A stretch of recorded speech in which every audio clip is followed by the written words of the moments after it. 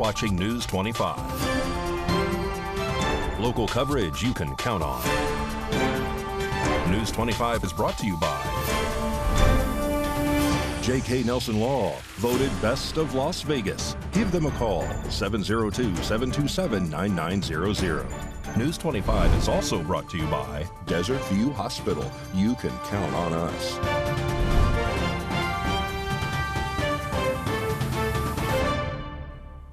Hi there, it's Wednesday, July 19th, 2023. This is News 25. I'm Missy Kohler. Thank you for joining us.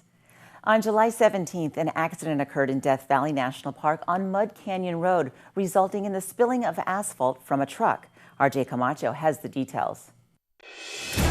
Jason Ernest of Mount West Lawyers. Don't be bullied by insurance companies. Call me, 775-727-9500.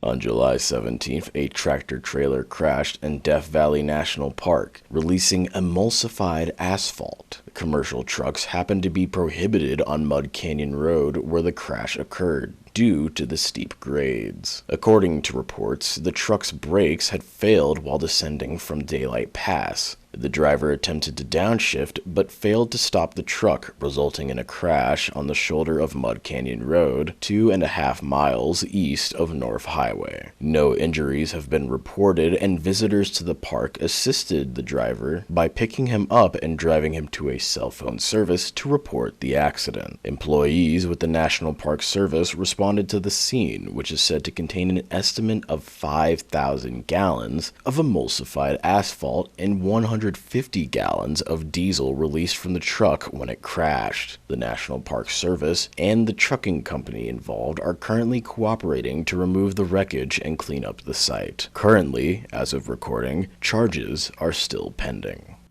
Have you ever noticed the prices on the shelves in Walmart not matching the prices at checkout?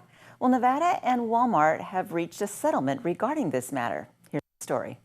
The retail chain Walmart and the state of Nevada has reached a $2 million settlement in relation to allegations that the company's advertised prices on store shelves did not match the charging prices at checkout, a settlement similar to one that the state of Colorado is having regarding the same allegations. This began when a man named Travis Shaw and others complained to the Nevada Attorney General's office that prices at the register was often more expensive than the prices advertised on the shelf. According to reports, the Attorney General stated that that was a violation of the Nevada Deceptive Trade Practices Act. Attorney General Aaron Ford stated companies must ensure that a product's shelf price is the same as the register price. This ensures transparency and enables consumers to make informed decisions on which products to purchase. Walmart will be conducting quarterly inspections of 10 random stores in Nevada and Colorado to ensure these changes adequately reflect the shelf and register price for goods.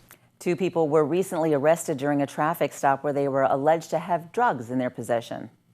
On July 13th, Nye County Sheriff's Office deputies responded to a suspicious vehicle. Upon arrival, officers contacted the driver, who identified themselves as Heather Sadger, and the passenger as Mark Ross. According to the declaration of arrest, officers allegedly saw a box with a glass bulbous pipe with burnt residue in the middle console upon looking in the vehicle, which caused search to be conducted on the vehicle. Both Heather and Mark were placed in handcuffs as the officers began searching the vehicle. While being handcuffed, Heather allegedly admitted to having a red bag under the seat that contained meth and heroin, which officers located and seized. The substances later tested positive for both of the drugs. Officers also searched Heather's purse and allegedly found 2 different debit cards with 2 different names that Heather stated one of them was her friend's. Mark, while being handcuffed, allegedly admitted to having a meth pipe in his left sock and meth in his right pocket. The crystal substance found in Mark's pocket tested positive for meth. Both Mark Ross and Heather Sadger were arrested and booked into the Nye County Detention Center. Heather Sadger is facing the charges of 2 counts of possessing a Schedule 1 or 2 controlled substance, less than 14 grams, and obtaining or possessing a debit card without the credit holder's consent. Mark Ross was charged with possession of a Schedule 1 or 2 controlled substance, less than 14 grams.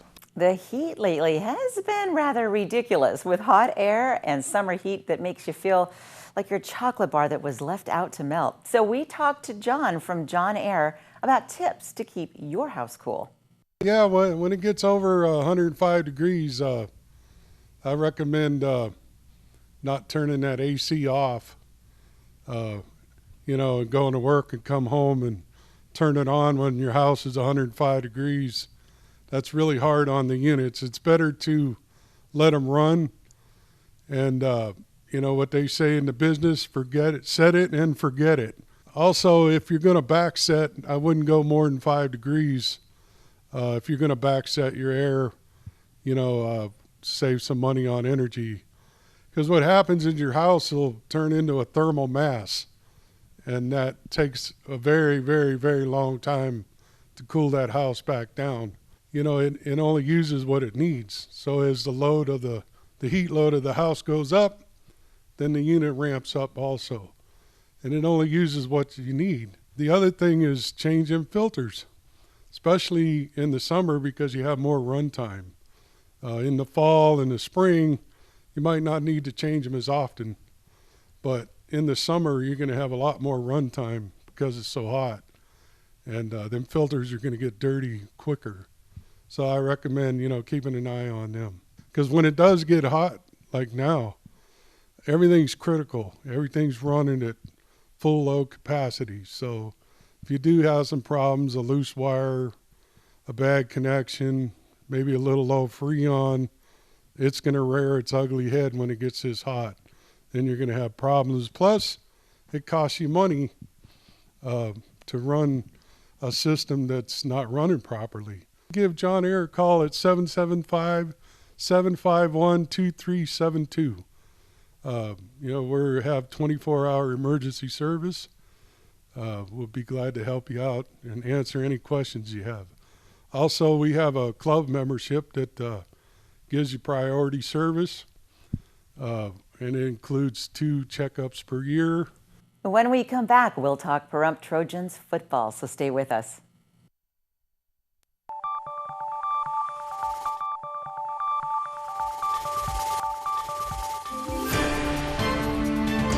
You're watching News 25. Local coverage you can count on. This segment of the news is brought to you by John Air. For all your heating and air conditioning needs, call 775-751-2372. Welcome back. News 25 caught up with the Trojans football team to talk about their goals for this year's football season. KPVM spoke with the Front Valley High School's football coach, Tom Walker, to talk about the improvement that the team has made since last year and in the past. During this interview, we also talked to some of the team's star players. Last season we struggled a little bit. We didn't make the playoffs, but this year so far in summer, this team is outperforming what we did last year by a lot, so we have a lot of hopes for this year. It's a lot of pressure, but it's a welcome pressure. The program we've built here is doing really well, and before, because I worked here with the coach before for over a decade, and before that, this program was absolutely terrible. But we're usually a perennial playoff team now, and we have high hopes and a lot of expectations. Yeah, we're out here. You're on the field by 6 a.m., and our JV is out of here by 9:30, and varsity is usually about 10. Yeah, we do our spaghetti dinner and cake auction every year, and that's on August 5th at 6 o'clock here in the cafeteria. Last year we made $27,000, so we're hoping to get a good turnout and make some more money because it costs about $1,500 per athlete out here.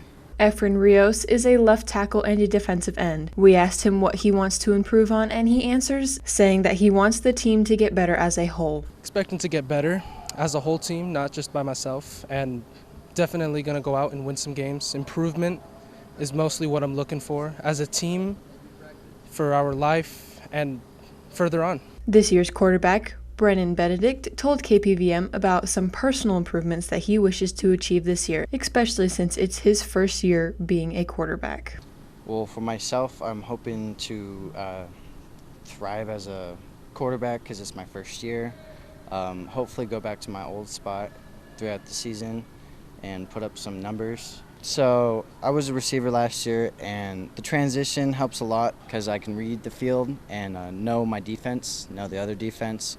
I can know my players too, as in a way, but that's really it. It's not a major difference, but besides throwing and handing everything off. Last but not least, KPVM also spoke to Johnny, who also goes by LJ, and he answered both of those questions. I plan to get the most tackles this year, lead our defense, and then as a team, I hope to have a long season, have a long run. Valley Electric Association's bucket truck event will be held this Saturday. We caught up with Bill Perna for the story. Hello, I'm here to talk about Valley Electric's 17th annual Fill the Bucket drive for our local school districts and all of the school districts within our service territory. We'll be out in front of Albertsons, Walmart, and Smith's collecting school supplies. We will have shopping lists available for anybody who wants to pick up supplies. Also, you can call our office at 775-727-5312 and make a donation over the phone by contacting the billing department. We also, until July 21st, will be collecting supplies in our lobby at 800 Highway 372. So get out there, help the kids, and help VEA fill the bucket. Nye County has a job opportunity for a claims administrator. Nye County is accepting applications for claims administrator, county administration in Pahrump. Pay rates $26.33 per hour, full-time with benefits. The application deadline is 5 p.m. Friday, August 4th, 2023. The claims administrator will be responsible for managing and processing insurance claims, including general liability, property, and workers' compensation claims. The claims administrator will also be responsible for maintaining compliance with all relevant laws, regulations, and county policies, and ensuring that insurance certificates are compliant with the county. For more information, visit nyecounty.nv.gov. Another opportunity in the Public Works Department for a financial manager. Nye County is accepting applications for Public Works Financial Manager, Public Works in Pahrump. Pay rate $31.59 per hour, full-time with benefits. The application deadline is 5 p.m. Thursday, July 27th, 2023. Under the direction of the Public Works Director, manages, plans, oversees, organizes, summarizes, and balances the Public Works Office budget and the Public Works Office payroll, prepares and monitors budget activities, provides budgetary forecasts, supervises activities of financial accounts, researches grant opportunities for the Public Works Department, and coordinates applications with grants team. For more information about this position, visit nyecounty.nv.gov. Here's your sports report with Mikey. Time now for your News 25 look at sports. Las Vegas Aviators were in Salt Lake City last night taking on the Bees. Aviators stung the Bees 11-8. Rematch tonight, 5:35. The 2023 Vegas Golden Knights Golf Classic is happening Thursday, September 7th at Wynn Golf Club.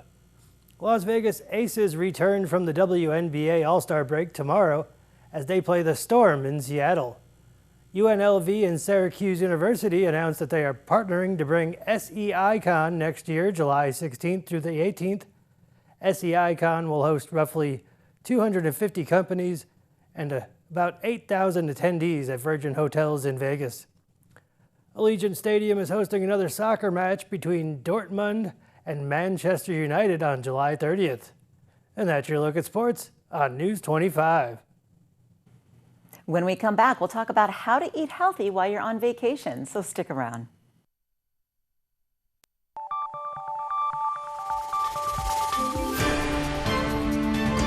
You're watching News 25. Local coverage you can count on. News 25 is brought to you by Mountain West Lawyers, Injury Attorneys, 727-9500. Welcome back. Keeping up with a healthy diet on vacation may seem impossible. In fact, one obstacle is that we tend to eat more when we aren't cooking our own meals. When we eat outside of our home, most studies show that we will eat between 35 to 45% more in terms of our portions than when we're sitting at our kitchen table. On top of that, when you go to a restaurant and you get a plate, that plate size is usually much larger. It could be 2 to 3 times larger than a plate size that you're used to in your kitchen.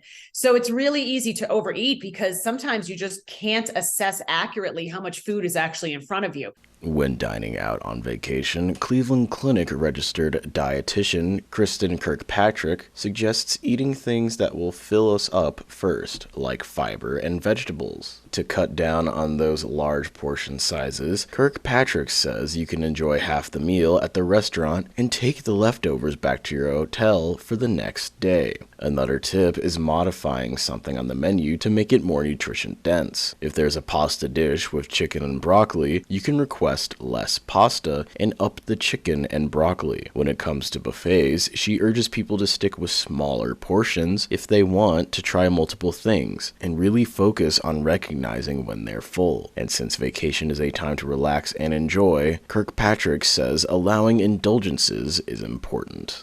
If having refined grains such as white pasta is something you really crave, then maybe allow yourself to have that one night. So actually allowing these indulgences can go a long way because then we don't feel the need to have to go just crazy with the indulgences. We can actually factor them in.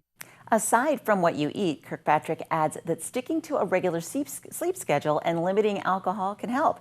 Getting too much or not enough sleep can sway our assessment of hunger and fullness, while drinking too much can lead to overeating.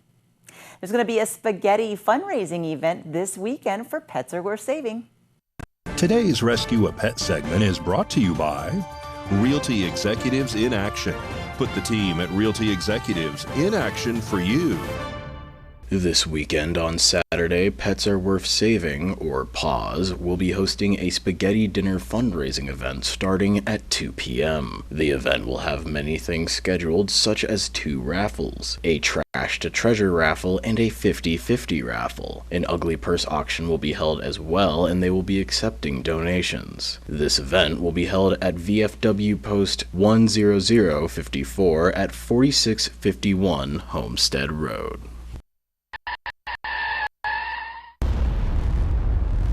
News 25 WeatherCam is brought to you by Lerner and Rowe Injury Attorney's Office in Pahrump. In a wreck, need a check? Call 702-877-1500.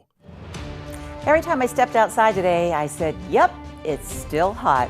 And it's still pretty out too. John's got our full weather forecast coming up in just a little bit. If you want to find out what's going on, stick around.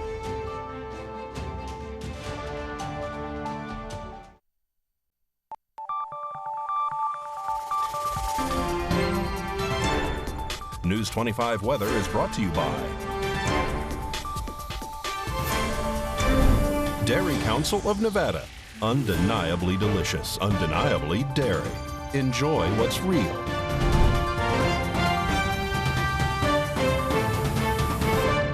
Hi, good evening, Nevada. It's John Kohler from the KPVM Channel 25 Weather Studios, all up and down the Ace Country Radio Network and worldwide on that local BTV app, the app that's so much fun.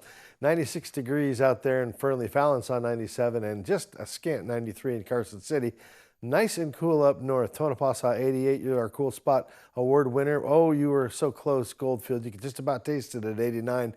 103 degrees out in Beatty. Serious thirsty donkey alert. Watch out for that. 109 degrees in Amargosa and Las Vegas.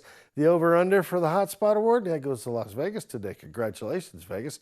119 out in Death Valley. Feels perfectly... yeah, and here in the Paradise Pahrump, let's take a look. 105 degrees, that's our current temperature.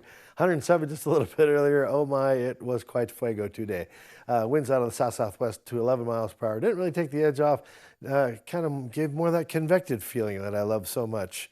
5:40 a.m. The sun rose in all its glory, hope, and majesty, and the promise of a new day. It's setting this evening. Look for it to go away about 7:59, losing another couple minutes of daylight to the night. A low tonight of 80 degrees under clear skies means beautiful star watching. And as we approach the weekend, what do we see?